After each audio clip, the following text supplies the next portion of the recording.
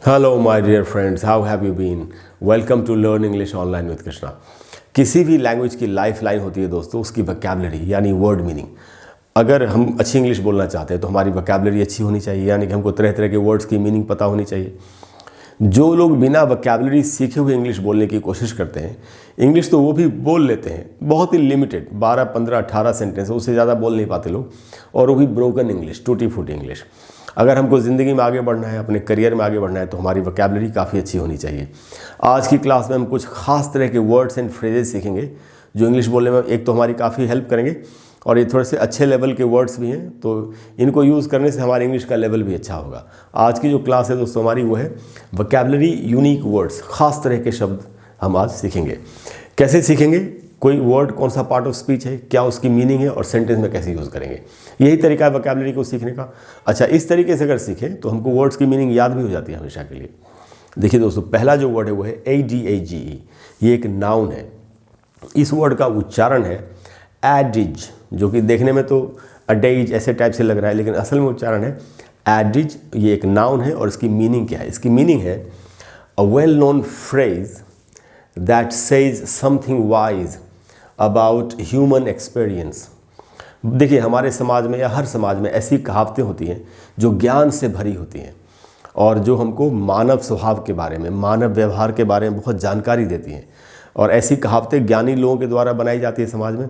तो इसी प्रकार की किसी ज्ञान भरी कहावत को एडिज कहते हैं। सेंटेंस में कैसे यूज़ करेंगे? किसी के लिए कहा जा रहा है कि ही रिमेंबर्ड द ओल्ड एडिज, किसी को एक पुरानी वही ऐसी ज्ञान भरी कहावत याद आई। कौन सी कहावत याद आई? कि a picture is worth 1,000 words. एक तस्वीर जो है वो 1000 शब्दों के बराबर होती है। कई बार होता है ना कि हम बहुत सारे शब्दों का इस्तेमाल करके जिस बात को कहते हैं, उस बात को सिर्फ एक तस्वीर के ज़रिए कहा जा सकता है। तो ऐसी एक कहावत है इंग्लिश में, तो यही कहा जा रहा है कि उसको यही वाली कहावत याद आई।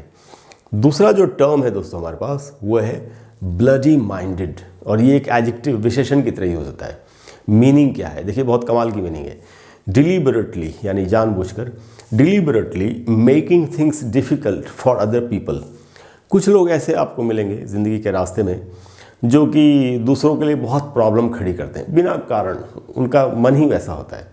तो दूसरों की राह में कांटे बिछाने वाला, दूसरों के लिए रोड़े अटकाने वाला, राह में रोड़े अटकाने वाला इंसान, ऐसे इंसान को कहते हैं ब्लडी माइंडेड।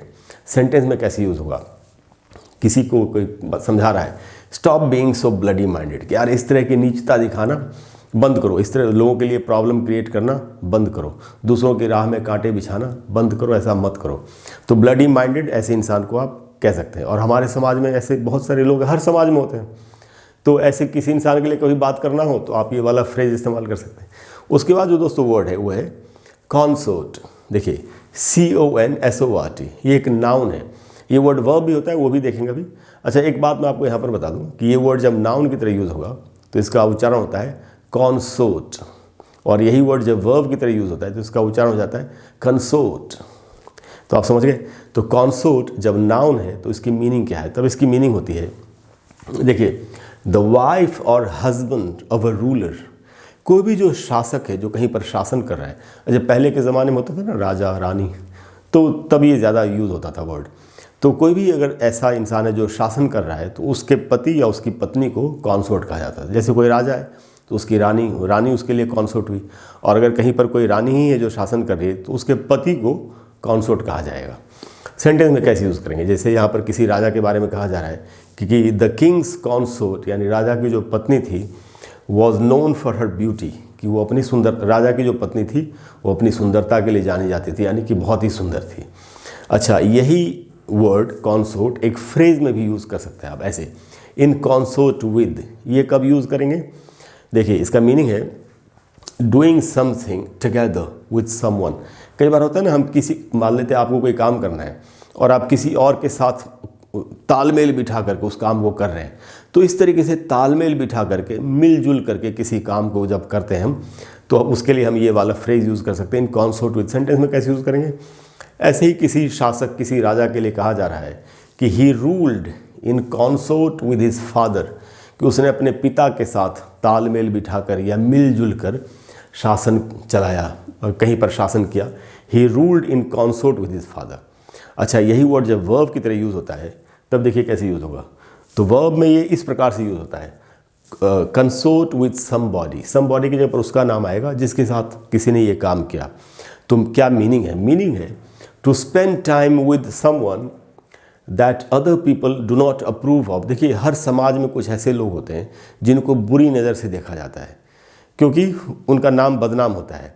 ऐसे लोगों के साथ समय बिताने को कहते हैं कंसोर्ट विथ समबॉडी। अगर कोई इस तरह के बैड कैरेक्टर के साथ समय बिता रहा है तो हम बोल सकते हैं वो he is consorting with him. Sentence में कैसे यूज़ होगा? देखिए एक एग्जाम्पल है कि ही किसी के लिए कहा जा रहा है, ही रेगुलरली कंसोर्टेड विथ प्रॉस्टिट्यूट्स। किसी इंसान के लिए कहा जा रहा है कि वो नियमित रूप से प्रॉस्टिट्यूट्स के साथ समय बिताता था। तो प्रॉस्टिट्यूट्स को कहाँ हमारे समाज में इज्जत की नज़र से नहीं देखते, किसी भी समाज में नहीं देखते। तो ही रेगुलरली नियमित रूप से कंसोर्टेड विद प्रॉस्टिट्यूट्स। दूसरा एग्जाम्पल है, किसी के लिए कहा जा रहा है कि he had been consorting with drug dealers, कि वो तो ड्रग बेचने वालों के साथ समय बिताता हुआ आ रहा था। ड्रग डीलर का मतलब है जो आदमी नशे की दवाइयाँ बेचता हो। तो इस प्रकार से हम कंसोर्ट को यूज़ करेंगे। नेक्स्ट जो वर्ड है हमारे पास वो है कैप्रीस। और देखिए ये भी एक कमाल का वर्ड है, और कैप्रीस एक नाउन है।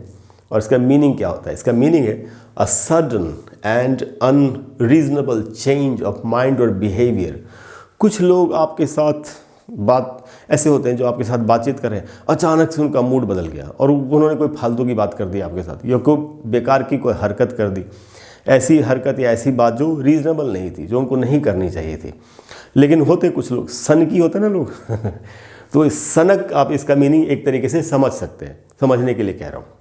तो ये कैप्रीस, अचानक से मूड बदल गया, उसने कुछ भी बोल दिया, कुछ भी कर दिया, ये कैप्रीस का मीनिंग है। सेंटेंस में कैसे यूज़ होगा? किसी के लिए कहा जा रहा है he lives in terror terror का मतलब है आतंक। तो he lives in terror of her caprices and moods. मान लेते कोई आदमी है किसी महिला के साथ रह रहा है और वो महिला अगर ऐसी ही है जो अचानक से कोई सनक भरा काम कर बैठती है या बोल देती है, तो यही बात कोई कह रहा है कि वो उसकी सनक और उसके मूड के आतंक में जी रहा है। तो जैसे मूड स्विंग्स भी होते हैं ना कई बार, तो मूड स्विंग्स में तो चलिए फिर भी आदमी मूड बदल जाता है। यहाँ तो है कि वो एक सनक भरी बात आदमी या तो बोल सकता है या कर सकता है, तो उसको बोलते हैं दोस्तों कैप्रीस। उसके बाद जो वर्ड है हमारे पास वो है खरीड। खरीड एक एडजेक्टिव है, विशेषण है। मीनिंग क्या है? बहुत इंटरेस्टिंग मीनिंग इसका भी। इसका मीनिंग है कुक्ड विद हॉट स्पाइसेस, कि बहुत सारे मसालों को मिला के, खास करके वो मसाले जिनसे गर्मी पैदा होती है, जैसे हमारे यहाँ गरम मसाला ही होता है या और भी मसाले, हर मसाले से लगभग देखा जाए तो गर्मी पैदा होती है। तो अगर इस प्रकार से मसालों के साथ मिला के किसी चीज़ को पकाया गया हो तो उसको हम कहते हैं करीड। सेंटेंस में कैसे यूज़ करें? किसी के लिए कहा जा रहा है ही लव्स करीड लैम, कि उसको तो मसालों के साथ पकाया गया लैम यानी मेमना, भेड़ का बच्चा या बकरी का बच्चा, तो उसको ऐसा इस तरीके से पकाया गया लैम जो है वो काफ़ी पसंद है, भेड़ का बच्चा या बकरी का बच्चा काफ़ी पसंद है, तो ये कहा गया। तो करीड का ये मीनिंग है। उसके बाद दोस्तों फिशी, ये एक एडजेक्टिव है और फिशी का मीनिंग होता है सीमिंग बैड और डिसऑनेस्ट। देखिए या डिसऑनेस्ट तो नहीं तो सीधा सीधा डिसऑनेस्ट। देखिए कोई आदमी ऐसा है या कोई बात ऐसी है जो आपको या तो बुरी लग रही है या ईमानदारी से परे लग रही है, जहाँ बेईमानी है। हम नहीं बोलते यार कुछ तो गड़बड़ है, तो उसको कहते हैं फिशी। सेंटेंस में कैसे यूज़ होगा? जैसे कोई बता रहा है कि there is something fishy about him, यार उस आदमी के बारे में ना कुछ तो गड़बड़ है। यानी नहीं बोलते हमको आदमी मुझे ठीक नहीं लग रहा, इसमें कोई गड़बड़ है, कोई ख़राबी है। तो यानी कि आप पूरी तरह से कन्विंस नहीं होते कि मैं इसके साथ डील करूं कि नहीं करूं। तो इस तरीके के व्यवहार को या इस तरीके के इंसान को हम फिशी कह सकते हैं। उसके बाद दोस्तों फिश वाइफ देखिए ये भी कमाल का वर्ड है। फिश वाइफ का क्या मीनिंग हुआ? नाउन है और इसका मीनिंग होता है कि देखिए ये एक बहुत ही अपमानजनक शब्द है किसी महिला के लिए यूज़ करने वाला। मीनिंग है an insulting word for a woman who shouts a lot. कोई महिला जो बहुत चिल्लाती हो तो उसके लिए अपमानजनक शब्द है।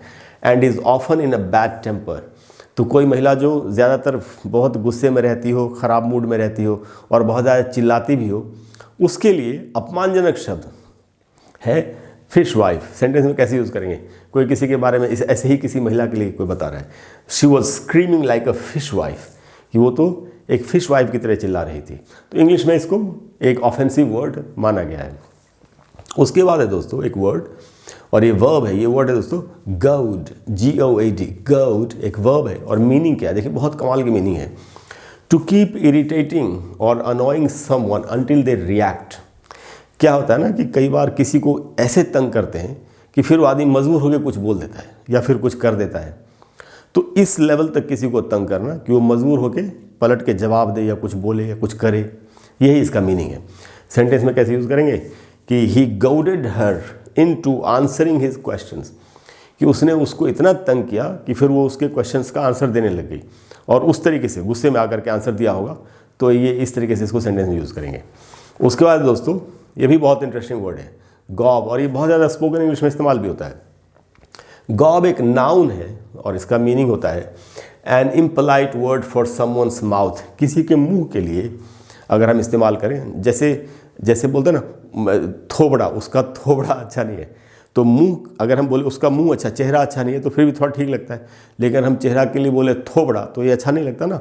उसी प्रकार से इंग्लिश में माउथ की जगह पर गॉब बोलने से थोड़ा सा खराब वाली फीलिंग आती है। तो ये इसका मीनिंग मुंह ही है। सेंटेंस में कैसे यूज़ करेंगे, जैसे कोई किसी के लिए बता रहा है I told him to shut his gob, मैंने उससे कहा कि वो अपना थोबड़ा बंद रखे, ऐसे ही इसका मीनिंग हुआ। तो इसका मीनिंग है मुंह, लेकिन थोड़ा सा अपमानजनक है, यानी जैसे थोबड़ा इत्यादि होता है वैसे। अगला जो वर्ड है दोस्तों वो है गॉबल। ये एक वर्ब है और मीनिंग क्या है, to eat something very quickly, जल्दी जल्दी कुछ खाना, specially in an impolite or greedy way. जब कोई आदमी मैनर्स का ध्यान नहीं रख रहा हो या फिर लालच में जल्दी खा रहा हो तो उसको कहते हैं गॉबल। कोई किसी को बता रहा है, सेंटेंस में कैसे यूज़ करेंगे कि डोंट गॉबल योर फूड, कि नहीं समझाते, खास करके कई बार बच्चों को समझाते हैं इतनी जल्दी जल्दी मत खाओ, इस तरीके से मत खाओ, भुक्खड़ कहीं के, जो बोलते हैं ना, तो उसी तरीके से आप इसको यूज़ कर सकते हैं। वही इसका मीनिंग है गॉबल का। और अब जो फ्रेज है दोस्तों ये कमाल का है, हार्ट थ्रॉब। हार्ट थ्रॉब किसको कहेंगे, ये एक नाउन की तरह यूज़ होता है और उसका मीनिंग है कि अ फेमस एक्टर, अगर कोई बहुत ही मशहूर एक्टर है जिसको सब पसंद करते हैं, सिंगर, कोई ऐसा गायक है जिसके सब दीवाने हैं, etcetera, who is very attractive to women, जो महिलाओं के बीच में काफ़ी प्रसिद्ध हो, फेमस हो, जिसको सब पसंद, महिलाएं खास करके जिसको पसंद करती हो, ऐसे किसी मशहूर एक्टर या सिंगर को कहते हैं हार्ट थ्रॉब। सेंटेंस में कैसे यूज़ होगा, जैसे कहा जा रहा है tiger Shroff is a real heart throb. Tiger Shroff तो सबका हार्ट थ्रॉब है, सबकी आंखों का तारा या सबके दिल की धड़कन, ऐसा हम उसको बोल सकते हैं। तो हार्ट थ्रॉब का ये मीनिंग है। ये जो वर्ड है दोस्तों ये भी एक कमाल का वर्ड है। ये जो वर्ड है HEDONIST, इसके दो उच्चारण हैं। ब्रिटिश इंग्लिश में इसको पढ़ेंगे हेडनिस्ट, अमेरिकन इंग्लिश में इसको पढ़ते हैं हीडनिस्ट। इंडिया में ब्रिटिश इंग्लिश चलती है, आपकी मर्जी, आप इसको कैसे भी पढ़ सकते हैं। तो हेडनिस्ट एक नाउन है और मीनिंग क्या है, मीनिंग है someone who believes that pleasure is the most important thing in life. बहुत लोग ऐसे होते हैं ना जो लाइफ को पूरी तरह से इंजॉय करने में विश्वास रखते हैं और वो ज़िंदगी भी वैसे ही जीते हैं। वो उनके लिए और कोई चीज़, दूसरी चीज़ मायने नहीं रखती, बस उनको तो बस इंजॉय करना है बस। ऐसे किसी भी इंसान को हम कहेंगे हेडनिस्ट ब्रिटिश इंग्लिश में, अमेरिकन इंग्लिश में कहेंगे हीडनिस्ट। सेंटेंस में कैसे यूज़ होगा, जैसे यहाँ पर कहा जा रहा है कि as a hedonist he survives only for pleasure, कि एक हेडनिस्ट होने के नाते वो जो ज़िंदा है वो सिर्फ आनंद के लिए, खुशियाँ मनाने के लिए या मज़े करने के लिए ज़िंदा है, वो तो वे अपनी ज़िंदगी सिर्फ मज़े लेने के लिए जी रहा है। तो इस ऐसे इसको सेंटेंस में यूज़ करेंगे। उसके बाद जो वर्ड है दोस्तों वो है फोनी। देखिए PHONEY, फोनी एक एडजेक्टिव है और इसका मीनिंग क्या होता है, meaning false or not real, जो सही नहीं है, and intended to deceive someone. कोई भी ऐसा आदमी, कोई भी ऐसी चीज़, कोई भी ऐसी बात, कोई भी ऐसी डील जो दूसरों को धोखा देने के लिए इस्तेमाल होती है, यानी इसका मीनिंग है धोखे से भरा हुआ। डिसीव का मीनिंग होता है किसी को भी धोखा देना, जैसे बोलते हैं ना चीट, ड्यूप, डिसीव, सबका मीनिंग है धोखा देना। तो डिसीव का मीनिंग है धोखा देना। तो किसी को जो धोखा दे, जो गलत हो, सेंटेंस में कैसे यूज़ करेंगे, जैसे किसी के लिए कहा जा रहा है he is a complete Fani, कि वो आदमी तो पूरी तरह से धोखेबाज है। या नहीं तो एक और भी एग्जाम्पल है कि he has a Fani American accent. अब बहुत लोग ऐसे होते हैं ना जिनको असल में अमेरिकन एक्सेंट क्या ये मालूम नहीं होता, लेकिन वो वैसे अमेरिकन के जैसे बोलने की कोशिश करते हैं एक नकली एक्सेंट बना के। तो यही कोई किसी के लिए कह रहा है कि उस आदमी के पास एक नकली, उसका जो अमेरिकन एक्सेंट वो एकदम नकली है, बेकार है, ऐसा कहा जा रहा है। उसका दोस्तों देखिए ये कमाल का वर्ड है स्वैगर। स्वैगर वर्ड आपने देखा होगा, एक गाना भी है ना, स्वैग से करेंगे सबका स्वागत, है ना। तो स्वैग है, ये है स्वैगर, ये एक वर्ब है। इसका मीनिंग क्या है देखिए, इसका मीनिंग है to walk proudly swinging your shoulders in a way that shows you are very confident. जब लोग ऐसे करके चलते हैं ना, जब उनके कंधे तने होते हैं, लगता है बहुत आत्मविश्वास के साथ चल रहे हो, तो ऐसी चाल को, ऐसे चलने को कहते हैं स्वैगर। इस तरीके से चलना इसका मीनिंग है, वर्ब है। सेंटेंस में कैसे यूज़ होगा, जैसे किसी के लिए कहा जा रहा है ही स्वैगर्ड ओवर टुवर्ड्स मी, वो मेरी तरफ एकदम कॉन्फिडेंस से चलते हुए मेरी तरफ आगे बढ़ा, तो ये इसका मीनिंग है। और दोस्तों जो लास्ट वर्ड हमारे पास वो है स्वेयर, SWEAR, ये भी एक वर्ब की तरह यूज़ होगा। तो इसकी एक मीनिंग यहाँ पर मैंने बताई, वो है to use rude offensive language, यानी किसी को गाली देना, सीधा सीधा इसका मीनिंग है। इसका एक मीनिंग कसम खाना भी होता है, वो हम सभी जानते ही हैं, इसलिए मैंने ये वाला मीनिंग लिखा। सेंटेंस में कैसे यूज़ करेंगे, कोई किसी से कह रहा है don't swear in front of the children, भाई बच्चों के सामने गाली गलौज मत करो, खराब शब्द मत बोलो, गंदे शब्द मत बोलो। तो ये थे दोस्तों आज के वर्ड्स। मुझे पूरी उम्मीद है कि आप इनको सीख करके इनको अपनी डेली लाइफ की इंग्लिश लिखने में या बोलने में इस्तेमाल करेंगे और अच्छी इंग्लिश बोलेंगे। अगर आपको ऐसे और भी वर्ड सीखने हो तो मेरे चैनल पर मेरी एक प्लेलिस्ट है, उसका नाम है वोकैबुलरी, उसमें जाके वीडियोस देखिए, कमाल के वर्ड सीखिए, कमाल की इंग्लिश बोलिए। Thank you very much for all your love and support. I will see you in the next class. Bye bye.